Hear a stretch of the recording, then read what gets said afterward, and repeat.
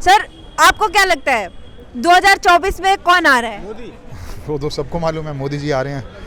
आ रहे और हैं? हाँ, वो मेरा नेगेटिव है व्यूज़, क्योंकि आपका जिस तरह से कवर किया, जिस तरीके से मध्य प्रदेश जीता है, तीनों इलेक्शन जीते हैं, हिंदी बेल्ट में जिस तरह से लोगों का माइंडसेट बन चुका हुआ है और 280 सीटें लानी हैं, पर वही चीज़ है कि जब बोलते हैं ना कि वो 350 लाएंगे या 400 लाएंगे, वो नहीं हो पाएगा। उसका कारण है कि भारत एक जैसा देश नहीं है ना, अलग अलग तरह के लोग हैं, अलग अलग सोच के लोग हैं, और मोदी जी के लिए उन जगहों पे बहुत मुश्किल है जहाँ पर वो नॉन कांग्रेस से लड़ रहे हैं।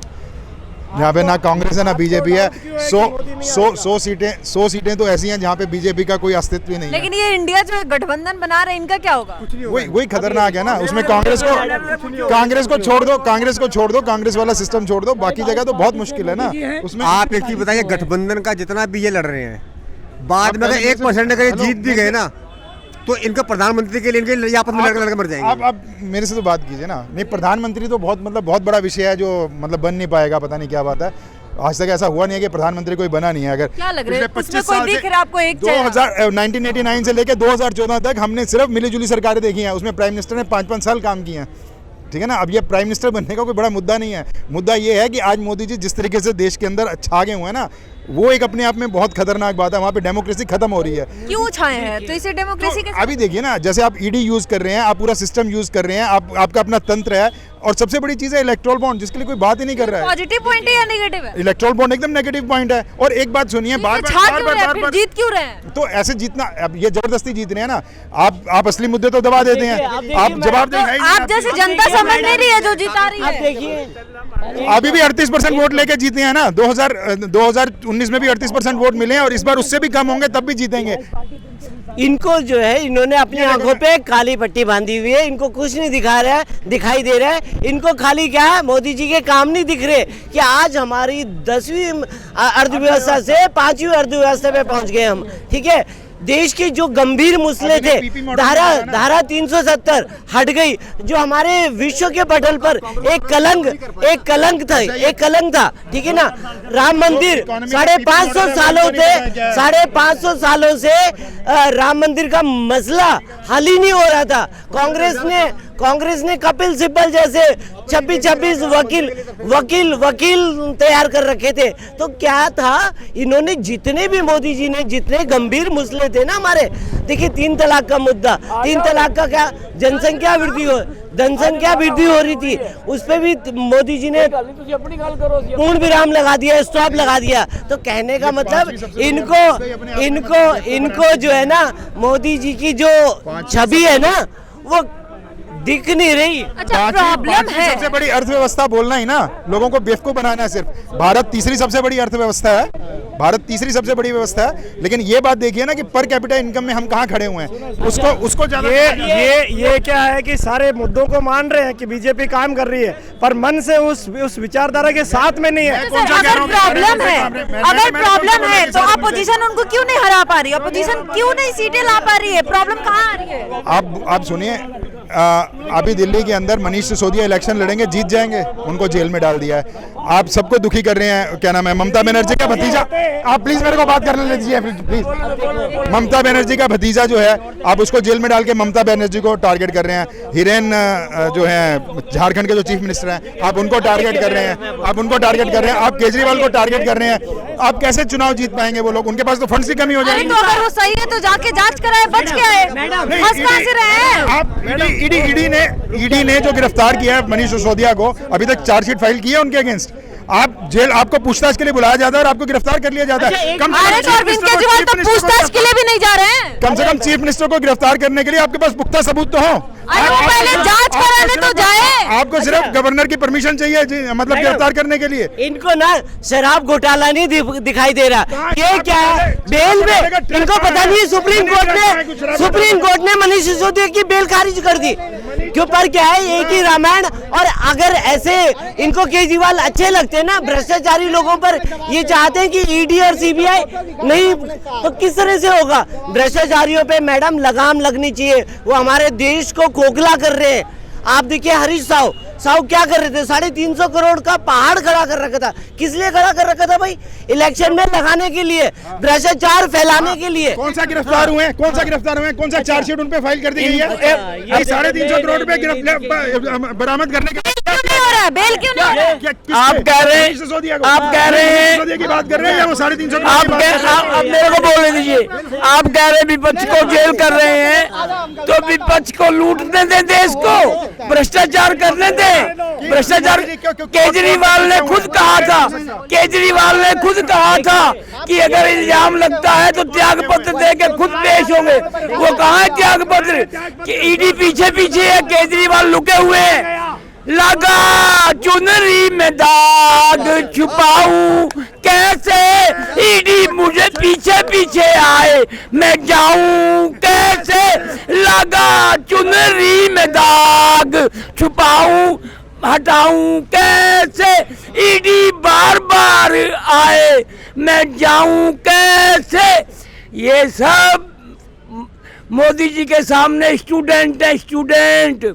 मोदी जी प्रिंसिपल है, मोदी जी 21वीं सदी के चाणक्य हैं। मोदी जी का विकल्प नहीं है। कोई माई का लाल पैदा नहीं हुआ जो मोदी जी को हटा दे। 350 प्लस सीटें आएंगी, मैं चैलेंज करता हूं आपके चैनल पे। मोदी जी का काम लाएगा, मोदी जी का काम लाएगा, विकास लाएगा। इन्होंने 70 साल में कुछ नहीं किया। मोदी जी ने 9 साल में हाथ में सरसों जमा दी। मोदी जी का जादू है जो सिर चढ़ के बोल रहा है, भारत में भी और विश्व में भी। लेकिन सर जो विपक्ष है वो बार बार एक ही मुद्दा लेके आते हैं कि महंगाई बेरोजगारी, महंगाई बेरोजगारी। कहीं ना कहीं ये चीज है ना। देखिए, महंगाई बेरोजगारी, आज आप बेरोजगारी की बात कर रहे हैं। मैं गरीबी रेखा से 14 करोड़ जो लोगों को ऊपर उठ गए, उनकी इनकम ग्रोथ कर गई है। देखिए, आज लोग ऑटो से ज्यादा कार की सेल हो रही है। क्यों हो रही है? अगर आपकी इनकम नहीं बढ़ी तो आप कार कैसे खरीद सकते? ऑटो की सेल होती थी पहले, अब बाइक लेते थे, 2 व्हीलर पे चलता था इंसान, 2 व्हीलर से अब क्या आ गया? 4 व्हीलर पे आ गया। तो 4 व्हीलर का मतलब है कि आपकी इनकम ग्रोथ कर रही है। और जहां तक रही मैडम गवर्नमेंट सर्विस की बात, तो सबको गवर्नमेंट सर्विस नहीं मिल सकती, ठीक है ना। आपको मोदी जी ने इसलिए कहा है कि आप खुद अपना बिजनेस करिए। मेरे को 1 मिनट बोल लेने दीजिए। क्यों पड़े हो चक्कर में? कोई नहीं है चक्कर में। साडा मोदी बल्ले बल्ले, बाकी सारे थल्ले थल्ले। साडा मोदी बल्ले बल्ले, बाकी सारे थल्ले थल्ले। मोदी जी ही आएंगे बेटे, आप ये मत पूछो 24 में कौन आएगा। 24, अरे मोदी जी आए पड़े हैं, खाली शपथ ग्रहण होनी है। बेटा इलेक्शन से पहले मेरी 70-72 साल की उम्र है, तो मैं तो इलेक्शन कराने की जरूरत ही नहीं है। इलेक्शन तो जरूरी है। आप देख लेना 350 प्लस सीटें आएंगी बेटे, 350 प्लस सीटें आएंगी। ये मेरे दिल की आवाज है। मैं क्या ये कॉन्फिडेंस मोदी जी को भी है? मोदी जी ने 15 अगस्त को लाल किले पे क्या कहा था कि मैं 15 अगस्त को यहीं पे आके 24 में झंडा फहराऊंगा। मोदी जी से जनता प्यार करती है और मोदी जी जनता से प्यार करते हैं। मोदी जी ही आएंगे, दुनिया की कोई ताकत नहीं हरा सकती। देखिए, ऐसा है कि इन्होंने जो बेरोजगारी की बात कही है, बेरोजगारी का मतलब ये नहीं कि सरकारी नौकरी देना है। जो आज गवर्नमेंट जो कर रही है, 600 से ज़्यादा ऐसे एग्जीबिशन है जो विदेशों में गवर्नमेंट फंड दे रही है अपने पैसे से, जिसमें आना जाना, फ्लाइट का टिकट, वहाँ के बूथ का पैसा, वो सब गवर्नमेंट दे रही है। क्यों दे रही है? इतने सालों में तो नहीं हुआ। और वही सेम डोमेस्टिक में भी, जो भारतीय मार्केट में भी लोगों को अभी पता ही नहीं है, तो वो क्या है? वो आपको नौकरियां दे रहे हैं, वो खुद की नौकरियां दे रहे हैं कि आप सब स्वावलंबी बनो, हम आपको पैसा दे रहे हैं। इतनी सारी योजनाएं हैं, इतने सारे फंड्स हैं। तब रेट ऑफ इंटरेस्ट था 12%, हाउस लोन का 11.5%। आज कितना है? मोदी जी आते ही 7.5% हो गया, आज भी 8.5 से ऊपर नहीं है। तो ये क्या है? ये डायरेक्ट फायदा लोगों को है, किसानों को, सबको खाते में 6,000 रुपये सालाना मिलते हैं। लोगों को सारे डायरेक्ट उनके ऑनलाइन हो गए सारे पोर्टल। रेलवे के अंदर सारे रिजर्वेशन ऑनलाइन हो गए हैं। आपका टिकट यदि कंफर्म नहीं हुआ तो आजकल टीसी के पास टैबलेट होता है, ऑनलाइन का ज़माना। तो सारे जो बेरोजगारी के और जो मुद्दे थे भ्रष्टाचार के, वो सब खत्म हो गए हैं। आपको दिख रहा है, सारा विकास दिख रहा है सब जगह पे, सारी कनेक्टिविटी ऑनलाइन हो गई है हर चीज़ की। तो आपको बिना OTP के, बिना पोर्टल पे जाने से ऑनलाइन लॉगिन करना होता है। आपको किसी के पास जाना ही नहीं है, आपको बैठे बैठे काम करना है और सही दिशा में सही जगह पे लोगों को अप्रोच करने की ज़रूरत है।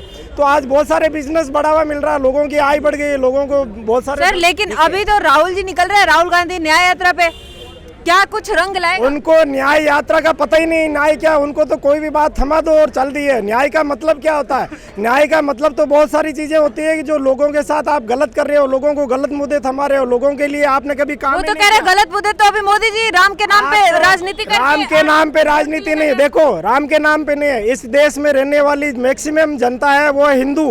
तो आप हिंदू है, वो हिंदू राम का नाम नहीं लेगा तो क्या किसी अल्लाह का नाम लेगा? जो व्यक्ति जितनी मेजोरिटी में है वो अपने धर्म को अपनाएगा। तो जब इस देश के अंदर 80% हिंदू है तो वो किसको नाम लेंगे? राम जी का ही लेंगे ना। गलत क्या है? जो जिसको मानता है वो उसका नाम लेवे। उसको किसने मना करा? मोदी जी ने ये थोड़ी करा आप दूसरे धर्म वाले, दूसरे अपने आस्था जिनमें उनका नाम मत लो। तो जो हिंदू राष्ट्र है, जिसमें ज़्यादा लोगों की भावनाएं हैं, जिस देश में हम रह रहे हैं और जिसके लिए हम सब अपना कर्तव्य निभा रहे हैं, उनको याद नहीं करेंगे तो किसको करेंगे? आप बताओ। तो ये तो लोगों को भटकाने का और गलत मुद्दा है, लोगों का ध्यान भटकाने का मुद्दा है। और